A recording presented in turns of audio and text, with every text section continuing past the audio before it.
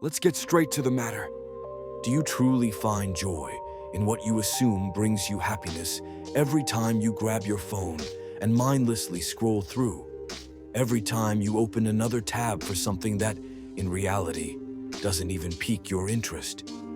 Every time you eat when you're not hungry, laugh without feeling the joy, consume without necessity?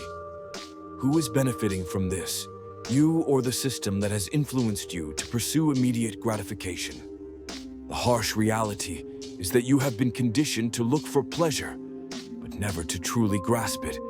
And the saddest part is that you were unaware of it.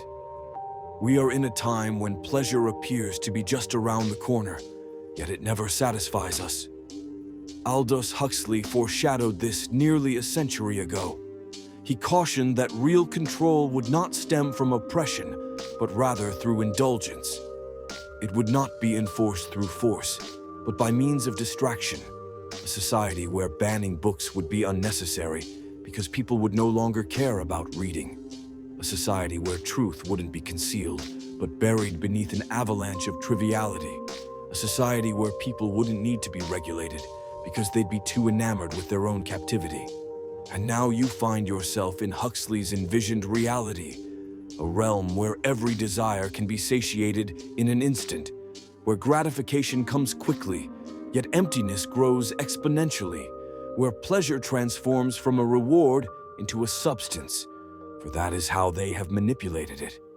They have converted pleasure into a tool of control. Do you believe you're free merely because you can choose what you indulge in? However, who is genuinely making choices when every possibility has been crafted to ensnare you? Take a moment to observe your surroundings. Notice the myriad of stimuli vying for your attention. Each notification, every sound, every burst of color. A snare disguised as leisure. Instant pleasure has become a new form of tyranny. They don't punish you, they entertain you. They don't oppress you, they excite you. They don't imprison you, they overwhelm you with options that leave you unable to act. Consequently, people become immersed in brief pleasures while their true lives deteriorate. This is addiction, and similar to any addiction, it isn't the pleasure they seek, but the next hit. Food is no longer just food, it's just dopamine wrapped in sugar and fat. Social media is not genuine connection. It's fleeting moments of superficial validation. The information you consume isn't education, it's mental numbing. They have convinced us that pleasure is the ultimate goal, but what if it's actually toxic? Aldous Huxley clearly stated, the future would not bring oppression, but rather distraction. The core issue lies in the fact that every moment of cheap pleasure diminishes your capacity for true enjoyment. Children can focus less on a book, yet they can spend hours on 5-second clips. Adults struggle with silence, but can fill every second with meaningless noise. Relationships suffer because putting in effort no longer seems worthwhile, with instant gratification just a click away. Effort-free pleasure undermines the will to strive for what genuinely matters, as what brings the most joy in life often comes with the greatest effort. The issue isn't pleasure itself, it's the ease with which you can acquire it. Consider this. Why has love become easily disposable? There are endless alternatives. Why do individuals no longer chase ambitious dreams? Immediate satisfaction is more attainable. Why do you often feel unfulfilled? Because transient pleasure cannot fill the emptiness, illustrating how pleasure can be weaponized. It keeps you distracted while your life speeds by. It keeps you enslaved. As you lose the capacity to feel authentic pleasure, it ensnares you in the quest for something elusive. For pleasure isn't the real concern, it's the cost associated with it. The real question is, are you prepared to continue this payment? The greatest trap isn't merely the addiction to pleasure, but the delusion that you require it. They've led us to believe that happiness equates to enjoyment. Yet no one taught us to withstand boredom. No one prepared us for the emptiness. No one explained that a life worth living isn't just a collection of thrilling moments, but rather a series of challenges. They sold us the notion that everything must be fascinating, effortless, and pleasurable. So now, whenever we confront difficulty, we feel something is off. If studying isn't enjoyable, we give up. If a relationship faces hurdles, we abandon it. If a task demands effort without immediate payoff, we postpone it. Modern society has conditioned you to be impatient, believing discomfort is a mistake, fleeing the void instead of learning to navigate it. What's the outcome? A community of individuals incapable of handling the slightest annoyance, reliant on constant engagement to sidestep their thoughts. Individuals who fill every quiet moment with noise, confusing comfort with joy, leading to unprecedented misery. Here's the central paradox. The more effortlessly you can attain pleasure, the more challenging it is to find happiness. The brain isn't meant to exist in an unbroken state of reward. When pleasure is ubiquitous, nothing remains special. When everything is instant, nothing holds value. As life becomes simpler, it loses its significance. Yet, here we are, increasing our cravings, chasing the next dopamine surge, the following video, the next message, the next trigger that will momentarily allow us to forget the emptiness within. The most troubling aspect is this. They're not just robbing you of happiness, they're also stripping your ability to think. A mind addicted to pleasure becomes incapable of questioning, which, in terms of societal control, is the ultimate maneuver. They keep us entertained, so we remain oblivious to what is being taken from us. Do you recall a time when you could focus on a task for hours without the urge to check your phone? Do you remember when you experienced boredom without feeling anxious? Do you recall when your attention wasn't scattered all over the place? All that has been intentionally removed. Every application, every social media platform, and every entertainment service has been crafted to manipulate your mind, making it difficult for you to concentrate. They train you to react to impulses rather than engage in thoughtful reflection, turning you into a passive consumer rather than an active creator.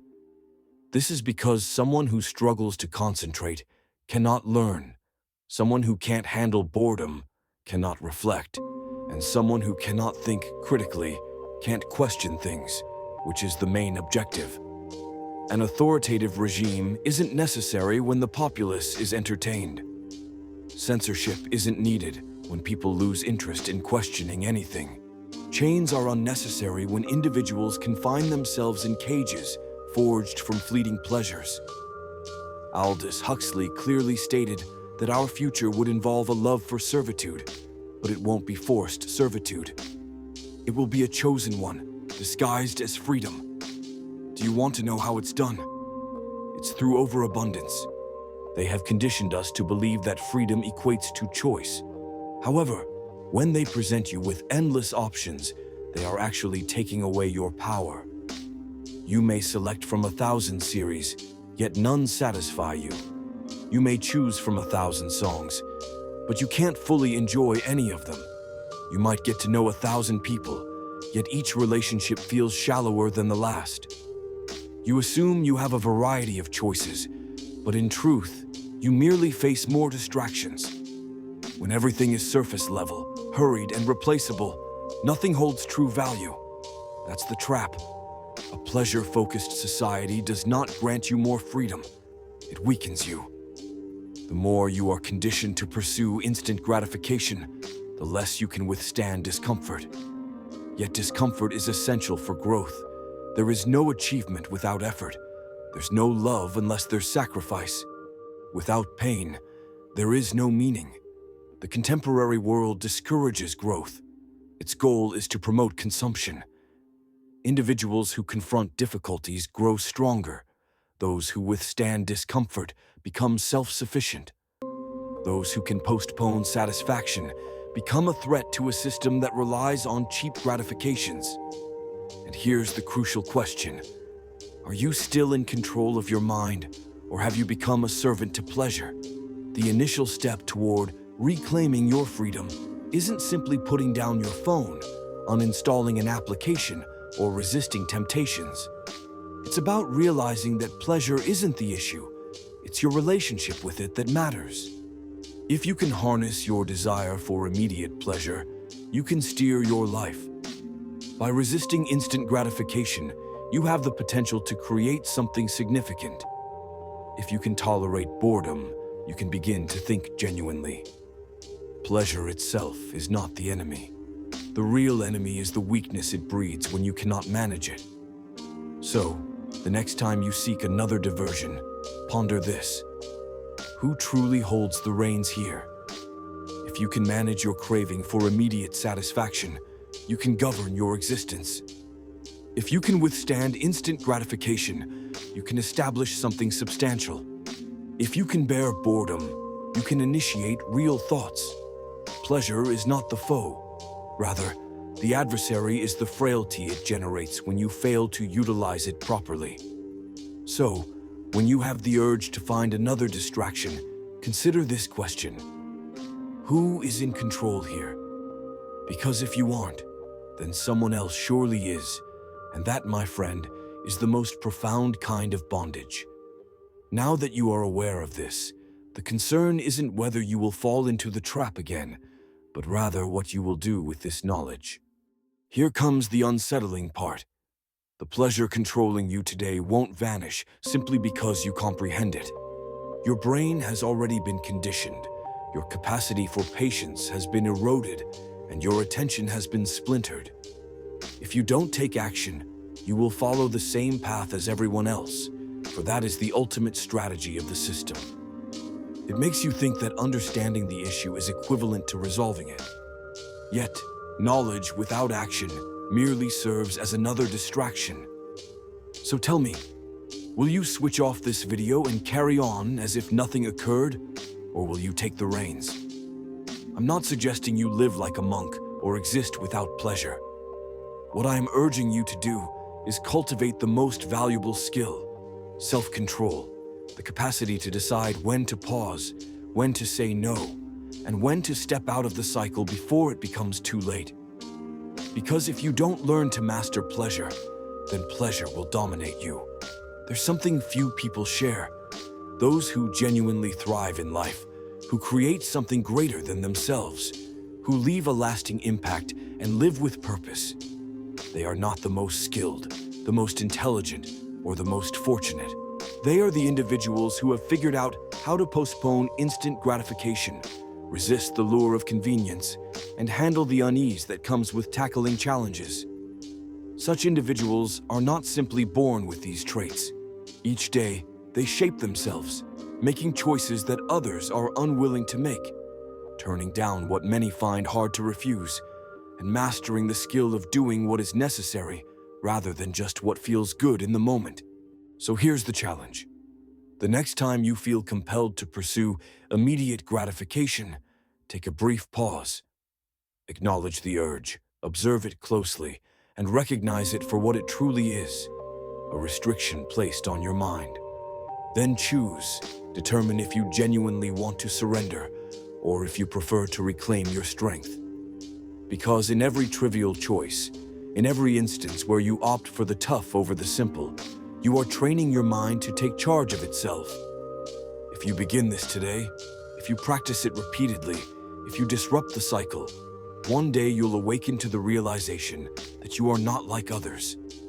You don't require constant approval, nor do you seek immediate satisfaction. You are free from the bonds that masquerade as pleasure, for you truly belong to yourself. And when that realization hits, when you take back your control, the system loses its influence over you. Pleasure evolves from a vice into what it was always intended to be, a reward instead of a confinement. So tell me, will you continue to be a servant to pleasure, or will you take the path that few have the courage to pursue? Share your thoughts in the comments. Write, "I take charge," because if you can express it, if you can make a public commitment, then you have already taken the initial step. And if this video prompted you to reflect, if it stirred something within you, Then subscribe, because I won't offer you easy pleasures here. I will provide you with the truth, and the truth, even when it's difficult, is the only true pathway to freedom.